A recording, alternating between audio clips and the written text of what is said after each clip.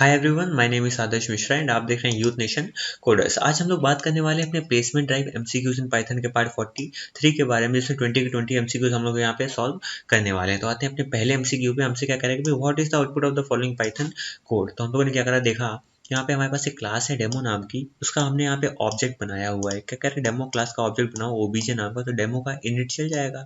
जैसे ये लाइन चली तो ए की वैल्यू सेट हो गई 1, बी की वैल्यू सेट हो गई 1। मुझसे कह रहा है ओबीजे डॉट ए की वैल्यू सेट कर दो 45। तो इस ऑब्जेक्ट के लिए ए की वैल्यू क्या थी, 1 थी, बट अभी वो क्या हो गई 45 हो गई है। ये मुझसे कह रहा है कि ऑब्जेक्ट डॉट ए मतलब ओबीजे डॉट ए, ओबीजे के लिए ए की वैल्यू इस समय पे क्या है, पहले 1 थी, अभी सेट हो गई 45, तो वैल्यू ओवर राइट हो गई। तो हमारा आंसर क्या आ जाएगा 45। तो प्रोग्राम जो है बहुत ही अच्छे से चलेगा और प्रिंट कर देगा 45। ऑप्शन नंबर ए सही है। क्वेश्चन नंबर 2 पे आते हैं। कह रहा है प्राइवेट मेंबर जो होते हैं हमारी क्लास के, क्या हम उनको एक्सेस नहीं कर सकते हैं। देखो, प्राइवेट मेंबर हमारी अगर पेरेंट क्लास का है तो उसको हम चाइल्ड क्लास में एक्सेस नहीं कर सकते, हम ये जानते हैं।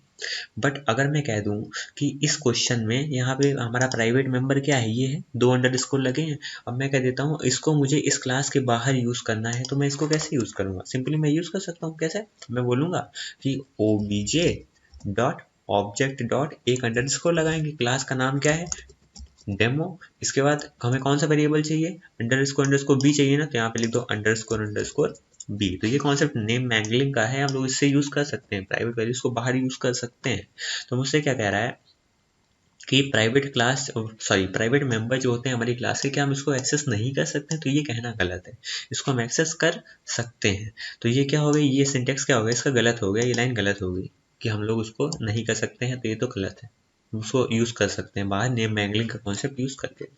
मुझसे कह रहा है पर्पस जो है हमारे नेम मैंगलिंग का, ये क्या होता है, नेम मैंगलिंग का पर्पस क्या, ये होता है कि वो अनइंटेंशनली जो हम लोग एक्सेस कर लेते हैं प्राइवेट क्लास मेंबर्स को, उसको अवॉइड करना। देखो, नेम मैंगलिंग का काम होता है कि, देखो सबसे पहली चीज तो ये है कि हम लोग यहाँ पे देखेंगे कि जब भी हम लोग किसी प्राइवेट वैल्यू को क्लास के बाहर यूज करना चाहते हैं, तो उसके लिए हम लोग क्या करेंगे, उस प्राइवेट वैल्यू को नेम मैंगलिंग का कॉन्सेप्ट यूज करके उसकी वैल्यू को चेंज कर सकते हैं, उसकी वैल्यू को यूज कर सकते हैं, वो सब अच्छी बात है। बट नेम मैंगलिंग का क्या ये काम होता है कि क्या वो अनइंटेंशनल एक्सेस जो है प्राइवेट क्लास मेंबर की, उनको जो है हटा सके।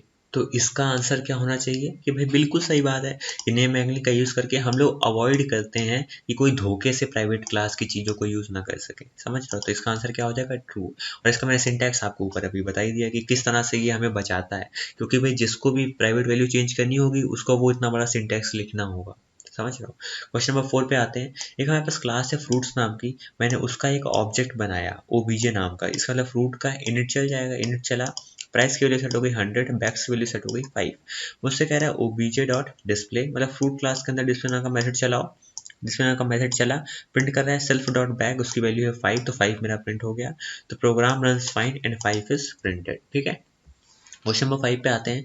कह रहे हैं which of the following is false about protected class member. Protected class member के बारे में क्या इन्फॉर्मेशन यहाँ पे गलत दी गई है।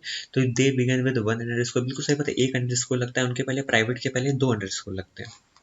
They can be accessed by सब क्लास, क्या सब क्लास से एक्सेस हो सकते हैं, क्या चाइल्ड क्लास पेरेंट क्लास के प्रोटेक्टेड मेंबर्स को एक्सेस कर सकती है, बिल्कुल कर सकती है।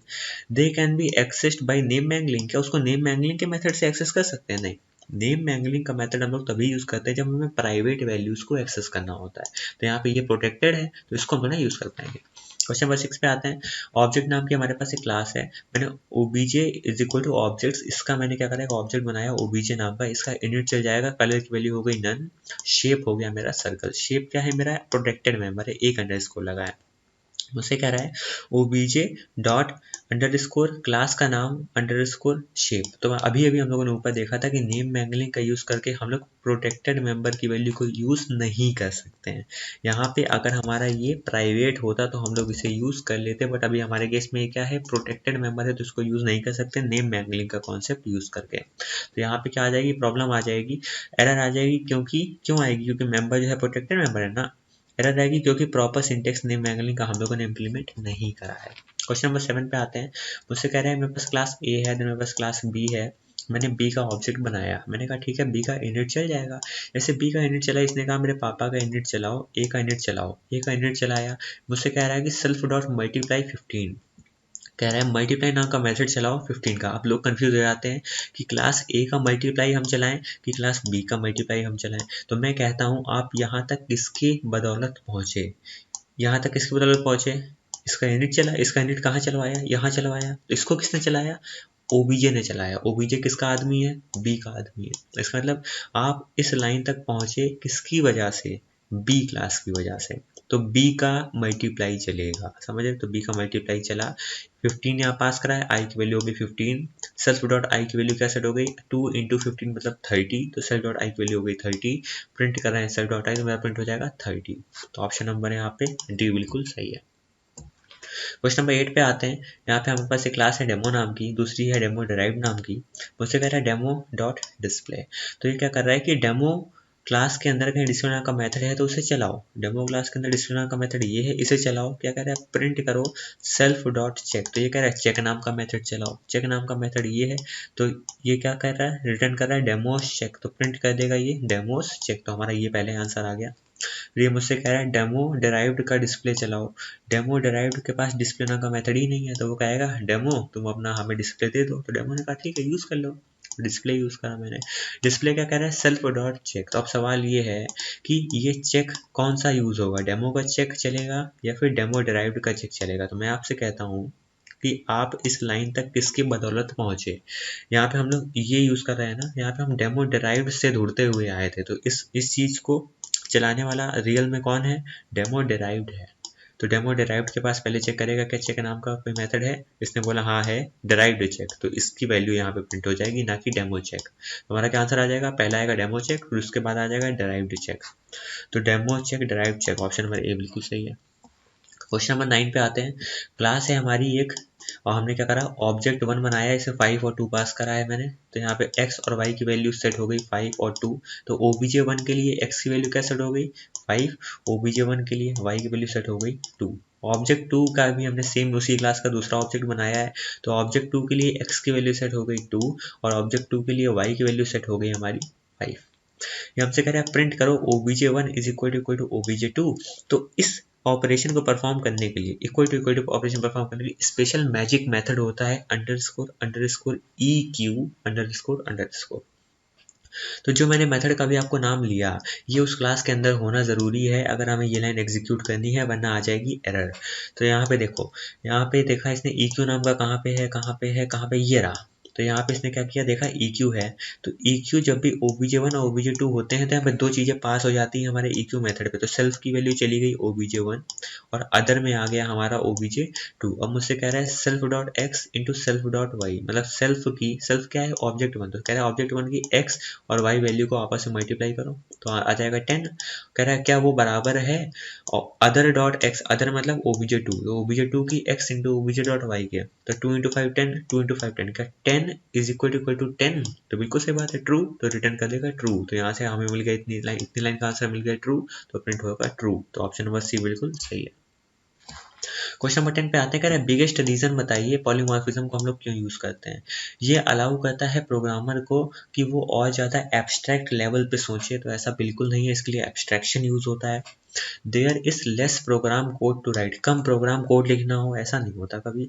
वो तो आप पे डिपेंड करता है आप किस तरह का कोड लिख रहे हो, आप फंक्शंस का यूज कर रहे हो कि नहीं। The program will have more elegant design and will be easier to maintain and update. ये यहाँ पे लाइन बिल्कुल सही लग रही है। और इवन अभी ऑप्शन नंबर डी को भी देखते हैं, क्या प्रोग्राम कोड जो है वो कम स्पेस लेगा, ऐसा कुछ नहीं होता है। ठीक है, पॉलीमॉर्फिज्म मतलब मोर देन वन फॉर्म, एक फॉर्म से ज्यादा। अगर इसके बारे में पूरी डिटेल चाहिए हो तो वीडियो बना रखा है, बटन पर क्लिक करके देख सकते हो। तो यहाँ पे ऑप्शन नंबर ए तो देखो हो नहीं सकता क्योंकि ये है एब्स्ट्रैक्शन। ऑप्शन नंबर बी हो नहीं सकता क्योंकि कम लाइन ऑफ कोड का कोई कॉन्सेप्ट ही नहीं है। ठीक है, ऑप्शन नंबर डी नहीं हो सकता क्योंकि ये कम स्पेस ले रहा है। कह रहा है कम स्पेस कभी कोई प्रोग्राम नहीं लेता है, उसको जितनी चाहिए होगी उतना ही लेगा। तो ऑप्शन नंबर सी ही बचा, तो ये मेरा क्या हो गया, आंसर हो गया। क्वेश्चन नंबर 11 पे आते हैं, कह रहा है डक टाइपिंग का यूज क्या होता है। देखो कह रहा है डक टाइपिंग का मतलब ज़्यादा हम लोग रेस्ट्रिक्शन रख देते हैं टाइप वैल्यूज पे जो हम लोग वहाँ पे उस मेथड पे पास कर रहे हैं। तो ये तो ऑब्वियस सी बात है, यहाँ पे ही गलत हो गया। डक टाइपिंग पे मैंने वीडियो बना रखा है, तो अगर ना आता हो तो पहले देख लो, उसके बाद ही MCQ सॉल्व करो वरना समझ नहीं आएगा। कह रहा है कोई रेस्ट्रिक्शन नहीं होगा उन टाइप की वैल्यूज पे जो हम उस मेथड पे पास करेंगे। तो मेरे ख्याल से ऑप्शन नंबर ए और ऑप्शन नंबर बी में डिफरेंस ही क्या। अच्छा ये कह रहा है ज़्यादा रिस्ट्रिक्शन होती है, कह रहा है no restriction. Option number C पे आते हैं, कह रहे हैं कम रेस्ट्रिक्शन होता है टाइप वैल्यूज पे जो पास होंगी मेथड पे। ये सही हो सकता है, क्योंकि देखो मोर रेस्ट्रिक्शन मतलब हम लोग ज़्यादा रेस्ट्रिक्ट कर रहे हैं, ज़्यादा रोक रहे हैं। नो रेस्ट्रिक्शन मतलब बिल्कुल रेस्ट्रिक्शन नहीं है। यहाँ पर लेस रेस्ट्रिक्शन हो सकता है, क्योंकि पॉसिबल है कि हम लोग उसको कम रेस्ट्रिक्ट करते हैं। ऑप्शन नंबर डी क्या कह रहा है, make the program code smaller. मतलब ऑप्शन नंबर डी कह रहा है कि प्रोग्राम का कोड छोटा हो जाएगा अगर डक टाइपिंग करोगे। ऐसा कभी नहीं होता है, वो सिर्फ फंक्शंस का यूज़ करने में थोड़ा सा छोटा हो जाता है, देखने में छोटा होता है, वो कि वो भी नहीं होता है। ऑप्शन नंबर सी के साथ ही हम लोग बचते हैं। तो डक टाइपिंग में हम लोग क्या होता है, लेस रेस्ट्रिक्शन होता है, ना ही मोर रेस्ट्रिक्शन होगा, ना ही नो रेस्ट्रिक्शन होगा। तो यहाँ पे लेस रेस्ट्रिक्शन हमारा आंसर हो गया। क्वेश्चन नंबर 12 पे आते हैं, कह रहा है एक सर्कस का मैनेजर है, वो चाहता है कि भाई वो एड्रेस जो है जितने भी क्लाउन्स हैं सर्कस में उनका एड्रेस रखे अपने पास। तो हमारे प्रोग्रामर के पास दो क्लासें हैं, पहली क्लास है एड्रेस, दूसरी क्लास है क्लाउन। कह रहा है उसको यहाँ पे हैज़ अ रिलेशनशिप परफॉर्म करना है इन दोनों क्लासेस के बीच में, एग्रीगेशन परफॉर्म करना है। हमारे पास एक क्लास ये है, दूसरी क्लास ये है। कह रहा है कि चूज करो इनमें से अप्रोप्रिएट स्टेटमेंट इस लाइन के लिए, ताकि हमारा क्लाउन का एड्रेस जो है वो प्राइवेट हो जाए। तो देखो क्लाउन का एड्रेस क्या इस लाइन से प्राइवेट हो सकता है, यहाँ पे लिखो ये लाइन, ये कि अगर हम यहाँ पे ये लाइन लिखें तो क्लाउन का एड्रेस क्या प्राइवेट हो जाएगा। तो देखो क्लाउन के एड्रेस को प्राइवेट होने के लिए दो अंडरस्कोर चाहिए, तो एक अंडरस्कोर और दो अंडरस्कोर। तो ऑब्वियस सी बात है, दो अंडरस्कोर लग रहे हैं तो क्लाउन का एड्रेस क्या हो गया, प्राइवेट हो गया। तो ये लाइन सही है। इस लाइन पे देखते हैं यहाँ ये क्यों नहीं सही थी, क्योंकि यहाँ पे क्लाउन एड्रेस के पहले दो अंडरस्कोर नहीं लगे हैं, तो ये प्राइवेट हुआ ही नहीं, तो ये गलत हो गया। यहाँ पे क्लाउन एड्रेस के पहले एक अंडरस्कोर लगा हुआ है, तो ये गलत हो गया। ये सही हो सकता था, बट सवाल ये है कि अगर हम इसको यहाँ पे लिखते, आप ही बताओ, इसको अगर मैं यहाँ पे ऐसे लिखता तो clown cell dot clown address है भी ये प्राइवेट वैल्यू है, बट असाइन भी तो हमें कुछ करना है ना, हम लोग इनिट के अंदर है, तो हमें यहाँ पे क्लाउन एड्रेस जो हमारा एक्स्ट्रा पास हो रहा है इसको असाइन भी करना होगा इस वैल्यू पे, तो वो हम कर ही नहीं रहे ना, तो ये भी ऑप्शन हमारा क्या हो गया, गलत हो गया। तो ऑप्शन नंबर ए के साथ हम लोग बचते हैं, तो ये हमारा क्या हो गया, आंसर हो गया। क्वेश्चन नंबर 13 पे आते हैं, कह रहे हैं हमारे पास क्लास मोबाइल है, मोबाइल केस है। कह रहे हैं C1 is equal to case black. C1 के लिए इसका कलर क्या है, कलर है उसका ब्लैक। C1 के लिए कलर हो गया ब्लैक, C2 के लिए कलर हो गया व्हाइट। मुझसे कह रहा है मोबाइल क्लास में होनी कॉमा C1 पास कर दो। तो मोबाइल क्लास में हमने ऑब्जेक्ट बनाया M1 नाम का, होनी पास कर दिया, उसका ब्रांड हो गया होनी, और C1 क्या हो गया, एक हमारा ये जो जिसका केस ब्लैक है, तो होनी का केस ब्लैक है, इस तरह से समझ लो। ब्रांड सेट हो गया हमारा होनी और केस सेट हो गया हमारा C1। मुझसे कह रहा है कि C1 का कलर कर दो ग्रीन। तो C1 का यहाँ पे कलर ब्लैक था, बट अब हम उसको कर दे रहे हैं ग्रीन, तो उसका कलर अब क्या हो गया, ग्रीन हो गया। मुझसे कह रहे हैं M1 को कर दो डिस्प्ले, सॉरी मैं इधर आ गया, M1 को कर दो डिस्प्ले। M1 क्या है, मोबाइल का ऑब्जेक्ट है, तो कह रहे हैं उसका डिस्प्ले चलाओ, मतलब इसका डिस्प्ले चलाओ। ये क्या है, सेल्फ डॉट केस का कलर क्या है, सेल्फ डॉट केस की वैल्यू क्या है, C1, और C1 का कलर क्या है, C1 का कलर हो गया हमारा ब्लैक था, बट वो हो गया ग्रीन, तो हमारा आंसर क्या आ गया, ग्रीन। तो ऑप्शन नंबर सी बिल्कुल सही है। क्वेश्चन नंबर 14 पे आते हैं, कह रहे हैं कस्टमर नाम की क्लास है, मोबाइल नाम की क्लास है, कवर नाम की क्लास है। कह रहे हैं कस्टमर में पास कर दो कस1 कॉमा मोबाइल एप्पल। सबसे पहले तो यहाँ पे मोबाइल क्लास में एप्पल पास होगा, मोबाइल क्लास में एप्पल पास होगा, ब्रांड का वैल्यू हो गया एप्पल, और ब्रांड सेट हो गया हमारा एप्पल। हमने यहाँ पे कस1 और एप्पल पास कर दिया, मतलब इस मोबाइल का एक ऑब्जेक्ट पास कर दिया। तो यहाँ पे नेम की वैल्यू सेट हो गई कस1, और मोबाइल की वैल्यू सेट हो गई मोबाइल एप्पल। ठीक है, यहाँ पे नेम की वैल्यू सेट हो गई कस1, और इस मोबाइल की वैल्यू सेट हो गई जो भी हमारा ऑब्जेक्ट है वो। तो अब ये क्या कह रहा है कि ये जो कस्टमर मैंने बनाया है, इसका मोबाइल पे जाओ, इसके मोबाइल पे जाओ। मैंने कहा ये रहा इसका मोबाइल, मोबाइल क्या था, ये था एप्पल। मुझसे कह रहा है उसको करो अनलॉक, उसको करो अनलॉक। अनलॉक पे आए, अनलॉक कह रहा है कि उसको कुछ वैल्यू पास करो, तो वो कह रहा है कवर क्लास पास कर दो। कवर क्लास मैंने पास कर दी, तो यहाँ पे क्या आ गया, कवर क्लास, और ये मुझसे कह रहा है प्रिंट करो कवर डॉट कलर। देखो तो इंडायरेक्टली हो क्या रहा है कि मैं इस पूरी लाइन से क्या करना चाहता हूँ कि इस कवर क्लास का जो कलर नाम का वेरिएबल है, इसकी वैल्यू को यहाँ पे प्रिंट करना चाहता हूँ। तो ये कलर क्या है, प्राइवेट वैल्यू है, और एक क्लास की प्राइवेट वैल्यू को आप दूसरी क्लास में प्रिंट नहीं कर सकते हो। इवन यहाँ पे अंडरस्कोर अगर ये भी लगा होता है तो वो भी हम ना कर पाते प्रिंट। तो यहाँ पे आ जाएगी एरर, क्योंकि हम एक क्लास की प्राइवेट वैल्यू को दूसरी क्लास में हम लोग नहीं यूज कर सकते हैं। तो यहाँ पे आई एरर, तो ऑप्शन नंबर ए बिल्कुल सही है। क्वेश्चन नंबर 15 पे आते हैं, कह रहे हैं हमारे पास क्लास कस्टमर है, क्लास मोबाइल है, क्लास कवर है। मुझसे कह रहा है कि वही पूरे सिनेरियो है जो पिछले क्वेश्चन में था, कि कस्टमर 1 जो है उसका mobile Apple, brand Apple set हो गया, उसके मोबाइल में जाके अनलॉक जाके हमने कवर को यहाँ पे पास कर दिया, तो ये लाइन आ गई कि cover dot colour is equal to yellow. मुझसे कह रहा है कवर का कलर अभी क्या है आपके लिए, तो आप यहाँ पे देख के बताओ। तो कवर क्लास में कलर क्या है सेट, तो कवर ग्लास के अंदर इसका इनिट चला, तो यहाँ पे उसका कलर क्या होगा, उसका कलर है यहाँ पे रेड, तो हमारा आंसर क्या आ गया, रेड। सिंपल, मतलब जस्ट ऊपर वाले क्वेश्चन में यहाँ पे एक लाइन और इन्होंने ऐड कर दी है, बस वही यहाँ पे इंपॉर्टेंट, ठीक है। क्वेश्चन नंबर 16 क्या है, मुझसे कह रहा है कि एक f नाम का मेरे पास फंक्शन है, v नाम की लिस्ट है, इसमें मैंने v नाम की लिस्ट पास करी, वैल्यूज में आ गया 1 2 3, वैल्यूज के 0 में 44 चला गया, तो यहाँ पे वैल्यू हो गई 44। मुझसे कह रहा है v की वैल्यू प्रिंट करो, v की वैल्यू हो गई 44, 2 और 3, ऑप्शन नंबर सी बिल्कुल सही है। क्वेश्चन नंबर 17 पे आते हैं, कह रहे हैं हाउस और डोर के लिए कौन सी रिलेशनशिप बढ़िया रहेगी। देखो, क्या एक हाउस में एक डोर होता है, ऐसा तो नहीं है। क्या एक डोर में एक हाउस होता है, ऐसा भी नहीं है। एसोसिएशन नहीं जाएगा।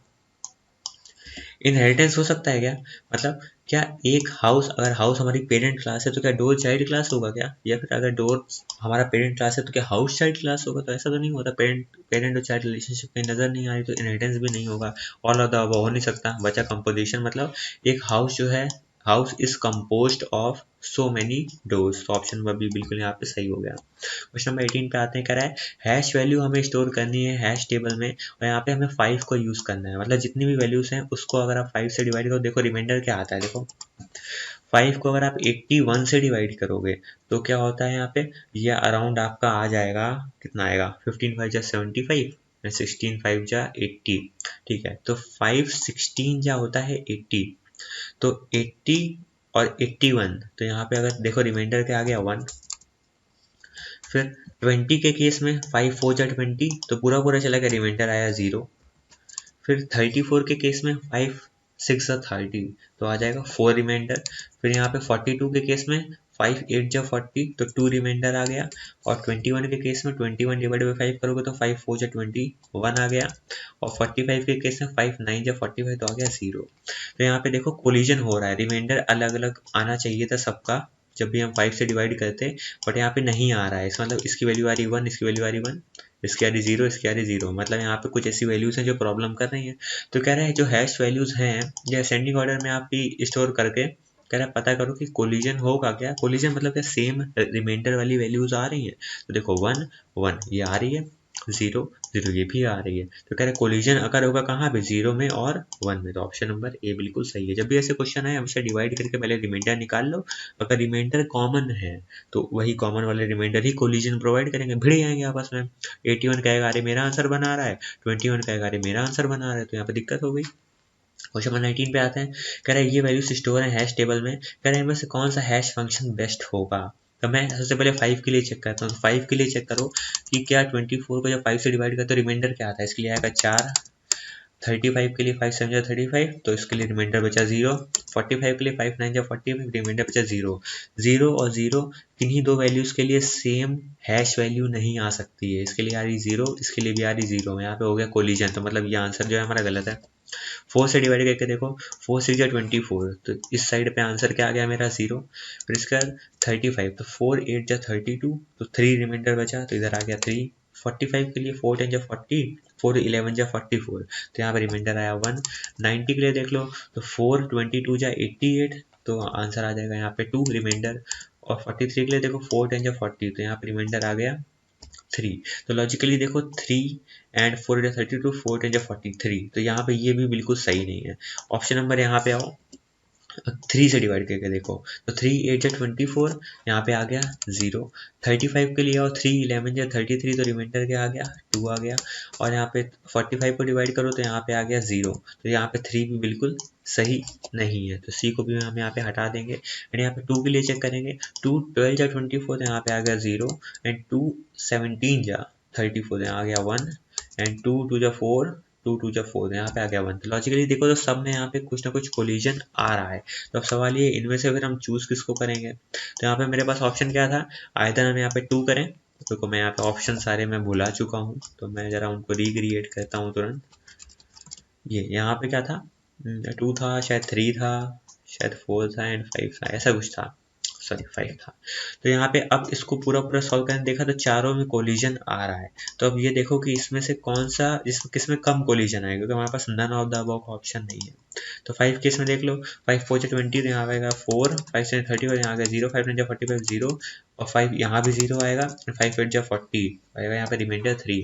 तो 5 के केस में 3 कोलिजन आ रहे हैं, मैं यहाँ पे लिख दूंगा, यहाँ पे 3 कोलिजन आ रहे हैं। 4 के केस में देख लो, 4 6 24, 4 8 32, 3 4 10 44, 11 44, तो 1 बचा रिमाइंडर, 4 22 88, यहाँ पे 2 बचा, और 4 10 43 और 3 बचा। तो यहाँ पे 2 कोलिजन आ रहे हैं 4 के केस में। यहाँ पे कितना आ रहा है, 2 कोलिजन आ रहे हैं। 3 के केस में चेक कर लो, 3 0 0, सॉरी 3 8 24, तो 0 आया, एंड यहाँ पे इसकी वैल्यू हटा देता हूँ मैं, 3 1 3, 3 1 3, 3 11 33, तो आएगा रिमाइंडर 2, इसमें रिमाइंडर आएगा 0, इसमें रिमाइंडर आएगा 0, इसमें क्या हो जाएगा, इसमें आ जाएगा आपका 14, 14 3 42 होता है ना, तो 1 रिमाइंडर बचा। तो इसमें भी 3 कोलिजन आ रहे हैं, यहाँ पे 3 आ रहे हैं। फिर यहाँ पे 2 के लिए डिवाइड करके देखो, तो 2 को 24 से डिवाइड करते तो रिमाइंडर आएगा 0, और यहाँ पे आएगा 2 17 या 34, तो आ जाएगा 1। 45 में आ जाएगा 2 2 जा 4 एंड 2 2 जा 4, तो आ जाएगा 1 रिमाइंडर। यहाँ पे आ जाएगा 0, एंड यहाँ पे आ जाएगा 2 2 जा 4, 2 1 जा 2, तो 1 रिमाइंडर। तो यहाँ पे 1 की 3 वैल्यू रिपीट हो रही है, तो ऑब्वियस सी बात है कि 3 3 वालों को हटा दो, तो कौन सा एफिशिएंट बचा, 4 वाला बचा, तो यही हमारा क्या हो जाएगा, आंसर हो जाएगा। क्वेश्चन नंबर 20 पे आओ, कह रहा है कि what does the function are E dot match do. Are E dot match क्या कहता है, आर ई डॉट मैच जो हमारा फंक्शन होता है, ये रेगुलर एक्सप्रेशन का फंक्शन होता है। तो इसका काम होता है कि हमारा कोई पैटर्न ढूंढेगा हमारी स्ट्रिंग में, और चेक करेगा क्या वो मेरा जो पैटर्न है वो मेरी स्ट्रिंग में शुरुआत में आया है कि नहीं। मतलब क्या मेरी उस स्ट्रिंग की शुरुआत में ही वो पैटर्न मिल जाता है, अगर मिल जाता है तो हमें बता देगा हाँ मिल गया, और अगर नहीं मिलता है तो हमें नहीं बता देगा नहीं मिला। तो ये क्या कहता है, R E dot match, match करेगा pattern at the start of the string, string की शुरुआत में।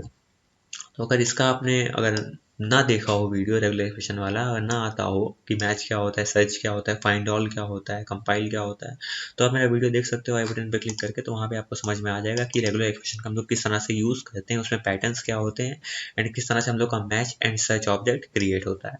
तो इस तरह से हमारा प्लेसमेंट एमसीक्यू इन पाइथन का पार्ट 43 भी कंप्लीट होता है।